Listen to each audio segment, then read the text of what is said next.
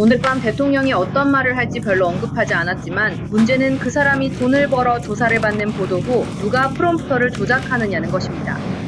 네, 대통령의 연설문을 읽는 거죠. 당연히 저도 그 보고서를 알고 있고 대통령도 마찬가지예요. 저도 그와 이미 그 문제에 대해 이야기했어요. 그는 그것이 매우 유감스럽고 솔직히 부끄러운 일이라고 생각해요. 보고서에 언급된 그 사람은 CFTC와 협조하고 있지만 유급휴가로 직무에서 배제됐어요. 오늘 밤에도 텔레프롬프터 운영자는 있지만 기사에 언급된 그 사람은 아니에요. 정말 감사합니다. 스카이뉴스의 질문입니다. 이제 이란에 대해 질문해도 될까요? 특히 만화파학교 공격에서 120명의 아이들이 사망했고 교사 26명도 사망했습니다. 오늘 공개된 스카이뉴스의 조사에 따르면 이 모든 것이 미국, 즉 미군의 비극적인 실수였다고 합니다. 그렇다면 대통령이 실제로 그렇지 않았음에도 불구하고 왜 반복적으로 미국의 소행이 아니라고 말하고 있는지 설명해 주실 수 있습니까? 그는 또한 그렇지 않다고 말합니다. 그리고 그 보고서에 대해서는 저는 스카이뉴스의 조사에 대해 전적으로 존중하지만 읽어보지 않았기 때문에 언급할 수 없습니다. 제가 말씀드릴 수 있는 것은 대통령이 하신 말씀뿐입니다. 저는 대통령을 대신해 말하고 있고 조사는 계속되고 있습니다. 더 궁금하신 점은 국방부에 문의하시길 권장합니다. 한라 추가 질문해도 될까요? 네, 그냥 이해하고 싶어서요. 아무것도 변하지 않아요. 저는 왜 그가 모든 증거와 예비 보고서가 있는데도 계속 우리가 한 게 아니다 라고 말하는지 이해하고 싶을 뿐이에요. 또한 이것이 인적 실수였다고 밝힌 군 제보자와도 대화했습니다. 그것이 대통령의 의견이고 동시에 그는 전쟁부가 이 사건을 조사하고 있다고 말했어요. 우리는 당신을 그들에게 연계를 드렸고 조사와 관련된 모든 질문은 그들에게 하셔야 해요. 물론 그 조사는 아직 공개되지 않았어요.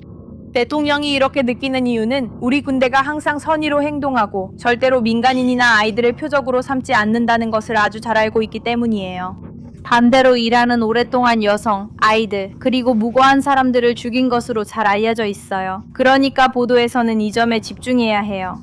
맥코넬 상원의원 관련 질문 전에 이란부터 여쭙겠습니다. 트럼프 대통령은 이번 주 거의 매일 이란에 대한 공격을 승인했어요.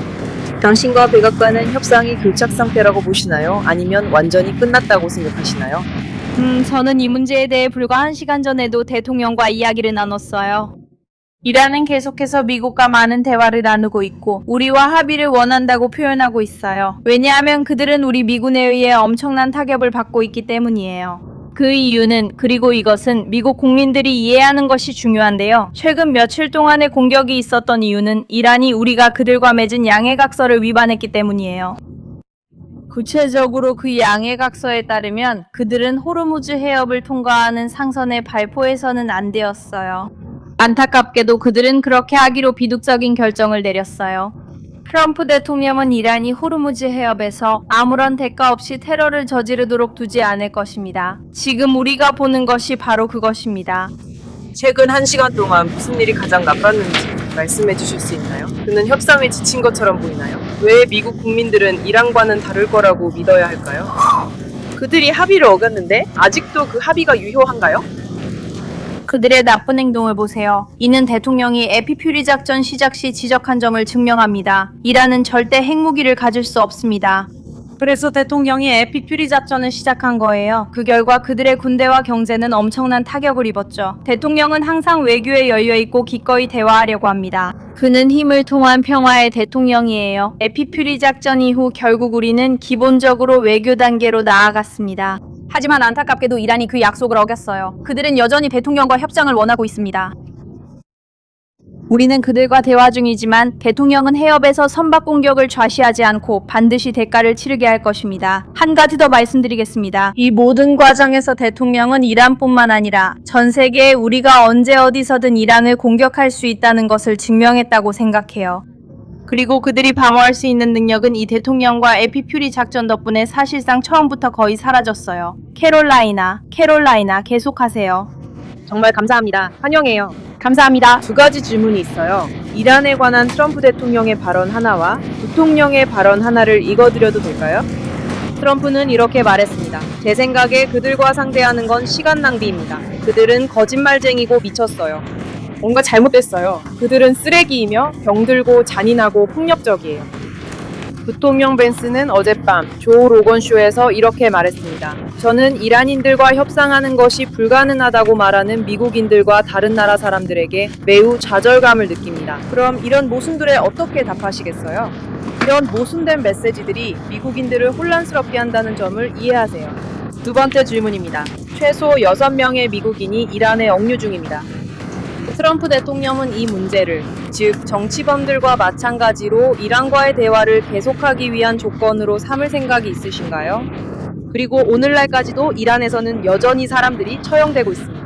물론입니다. 두 번째 질문에 대해 말씀드리자면 저는 대통령의 승인 없이 결코 레드라인이나 조건을 만들지 않을 것입니다. 대통령께서 그런 말씀을 하신 적을 들은 적이 없습니다. 하지만 분명히 전 세계에서 부당하게 억류되거나 인질로 잡힌 미국인들의 귀환을 보장하는 것은 여전히 대통령에게 중요한 우선순위입니다. 그리고 지난 1년 반 동안 그는 이 일을 놀라울 정도로 훌륭하게 해왔습니다.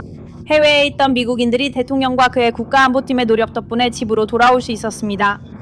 존경을 담아 말씀드리면 대통령과 부통령의 발언에 대해 언급하셨는데 이는 이번 분쟁 중 서로 다른 시점의 발언을 인용하신 것입니다.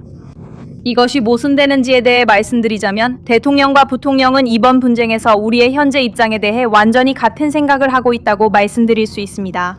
이란 정권 내에서 협상에 응하려는 세력과 그렇지 않은 세력이 보인다는 사실은 에피퓨리 작전이 엄청나게 효과적이었다는 것을 보여줍니다. 왜냐하면 우리는 그들의 소통 능력을 무력화시켰기 때문입니다. 그들은 이제 분열된 체제가 되었고 이 작전 이전에 강력하고 힘이 있던 테러 국가였던 모습이 더 이상 아닙니다. 이것이 최종 목표 중 하나였습니다. 우리는 이 과정을 계속 이어갈 것이고 제가 말씀드렸듯이 대통령께서는 그들이 미국에 한 약속을 지키지 않을 때 반드시 책임을 물을 것입니다. 하지만 그는 항상 동시에 외교에도 열려 있습니다. 감사합니다. 캐롤라인 계속 말씀하세요. 피해 공격이 증가하면서 오르무즈 해협을 지나는 상업선박 통행량이 줄어든 것을 봤습니다.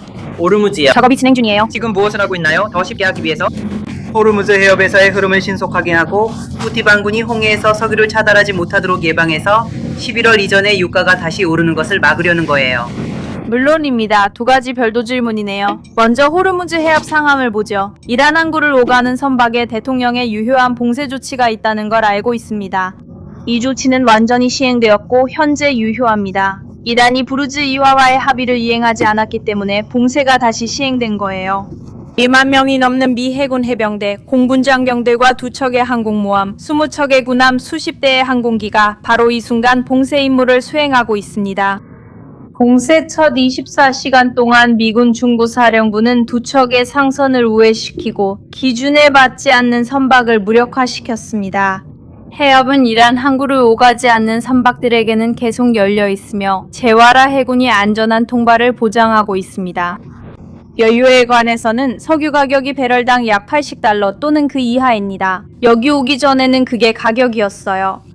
휘발유 가격은 분쟁이 최고조에 달했을 때보다 갤런당 약 60센트 하락했고 대통령은 미국인들에게 솔직하게 말했습니다.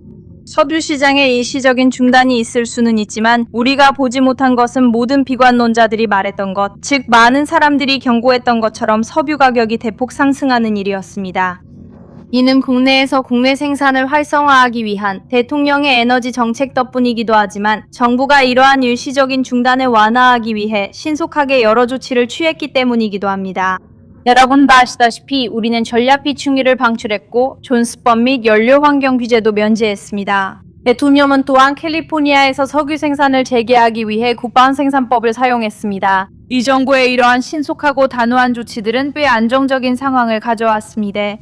석유 시장에서 대통령은 분쟁이 끝날 때까지 미국 소비자들에게 가격이 하락하고 안정적으로 유지되도록 최선을 다할 것입니다. 미국인들은 우리가 왜 이렇게 하는지 기억해야 합니다. 그것은 테러 국가인 이란이 핵무기를 갖지 못하도록 막기 위해서입니다.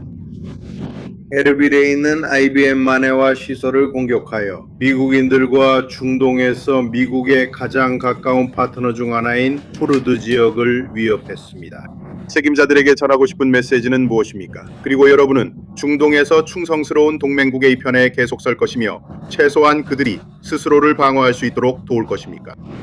누가 공격을 감행했으니까 이란이 했다고 말씀하시는 건가요?